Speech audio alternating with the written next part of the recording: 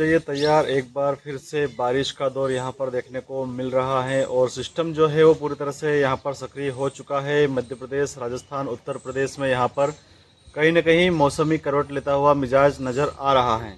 जी हाँ किसान साथियों, आप देख रहे हैं खबरों का पिटारा और मैं हूँ आपका शुभचिंतक नानालाल बम्बोरिया।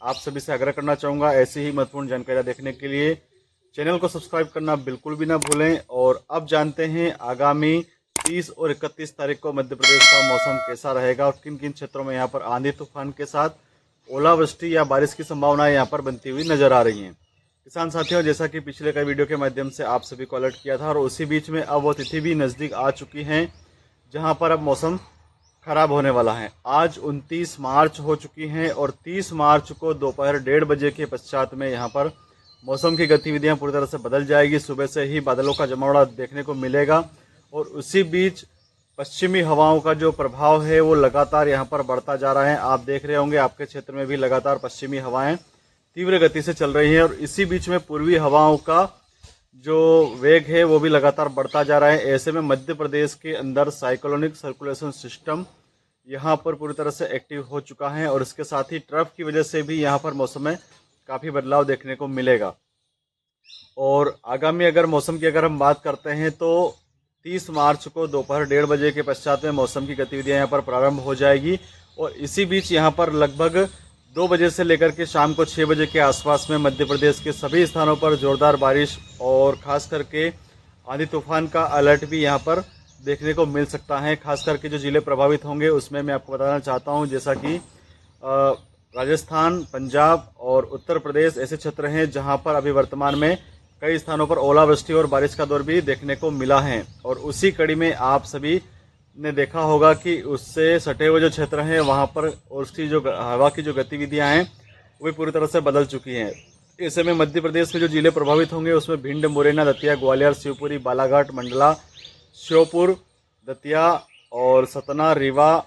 इसके साथ इधर अगर हम बात करते हैं पूर्वी क्षेत्र की तो ये जिले हो गए हैं और पश्चिम क्षेत्र की अगर हम बात करते हैं तो मंदसौर, नीमच, धार, झाबुआ, रतलाम, अलीराजपुर, देपालपुर, इंदौर, उज्जैन, देवास ऐसे क्षेत्र रहेंगे। इसमें मंडला, बालाघाट, भोपाल, विदिशा ऐसे क्षेत्र रहेंगे जहां पर आने वाली 30 तारीख को दोपहर के पश्चात में बारिश की प्रबल रूप से संभावनाएं बन रही हैं। उसका जो मुख्य कारण मैंने आपको बताया है, साइक्लोनिक सर्कुलेशन सिस्टम यहाँ पर एक्टिव हुआ है और उसके प्रभाव से ही यहाँ पर मौसम में इस प्रकार का परिवर्तन देखने को मिल रहा है।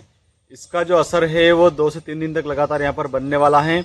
एक और महत्वपूर्ण जानकारी आपको यहाँ पर बताना चाहता हूँ कि आगामी 3 और 4 अप्रैल को भी मध्य प्रदेश के सभी क्षेत्रों में यहाँ पर बारिश का दौर देखने को मिलेगा। उस दौरान भी अगर आपके यहाँ किसी प्रकार का आयोजन है और आपका खेतीबाड़ी का अगर कोई कार्य है तो समय से आप लोग निपटा लीजिएगा। अभी 6-7 दिन का समय उसमें बाकी है और 24 घंटे का समय यहाँ पर मौसम खराब होने में और बाकी है। किसान साथियों, एक और महत्वपूर्ण चीज़ यहाँ पर बताना चाहता हूँ कि पूर्वी और पश्चिमी हवाओं का जो चक्रवात यहाँ पर बन रहा है उसका जो असर है वो खास करके इंदौर और धार, भोपाल और विदिशा ऐसे क्षेत्र रहेंगे जहाँ पर देखने को मिल सकता है। इसके साथ ही ग्वालियर, भिंड, मुरैना में भी इन हवाओं की फाइट यहाँ पर देखने को मिल रही है। आप देखेंगे आपके क्षेत्र में भी यहाँ पर पूर्वी और पश्चिम दोनों हवाओं का टकराव यहाँ पर समय समय पर बदलता रहता है और समय समय पर इसका जो है वो परिवर्तन होता हुआ भी यहाँ पर नजर आ रहा है। उसी वजह से यहाँ पर मध्य प्रदेश का जो मौसम है वो साइक्लोनिक सर्कुलेशन सिस्टम के रूप में तब्दील होता हुआ नजर आ रहा है और ट्रफ की वजह से ही यहाँ पर बारिश की जो आमद है वो होने वाली है। इस बीच में यहाँ पर जोरदार ओलावृष्टि तो नहीं होगी, लेकिन हाँ तेज हवाएं चल सकती हैं। इस दौरान अगर आप सफ़र भी करते हैं तो आपको बेहद सावधान रहने की आवश्यकता है। ये जो ज़िले मैंने आपको बताए हैं, इन ज़िलों में अगर आप खेतीबाड़ी का काम अगर अधूरा पड़ा है या गेहूं का काम अगर अधूरा पड़ा है तो निश्चित तौर पर आप अगले 24 घंटे में कटवा लीजिएगा, क्योंकि मौसम है और मौसम किस दिशा में करवट ले सकता है। कुछ ज़िले ऐसे भी उसमें हो सकते हैं जो मैंने यहाँ पर बताए हैं उसमें बारिश नहीं हो और कुछ ज़िले ऐसे भी हो सकते हैं जिनका नाम मैं नहीं ले पाया हूँ और उन ज़िलों में बारिश हो जाए।